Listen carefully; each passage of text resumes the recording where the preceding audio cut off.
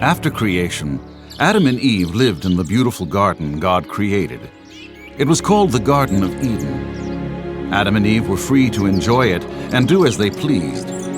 But there was one thing God forbade them to do. God told them that they could not eat of one tree, the tree of the knowledge of good and evil that stood in the middle of the garden.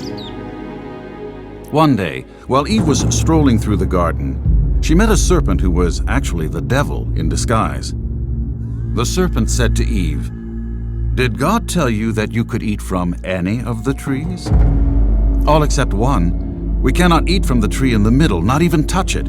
If we do, we will die," Eve told the serpent. "You won't die," the serpent scoffed. "In fact, God knows that if you eat it, you'll be like God. You'll know good and evil." Eve looked at the tree. It did look pretty good. And if it would make her as wise as God, well, that would be really good.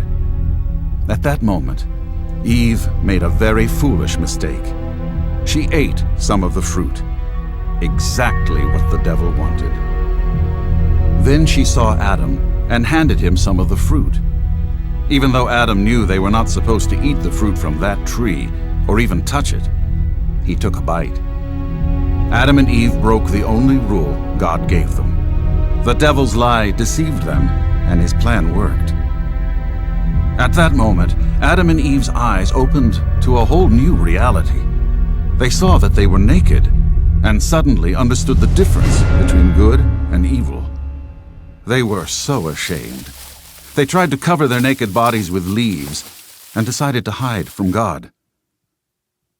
Later that evening, as God was strolling through the garden, he was looking for Adam and Eve. "Where are you?" God called.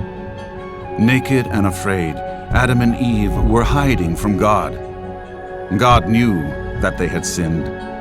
Adam blamed Eve, and Eve blamed the serpent. God was furious that the devil tricked them, but more so, that they believed the devil's lie. God cursed the serpent and banished Adam and Eve from that garden.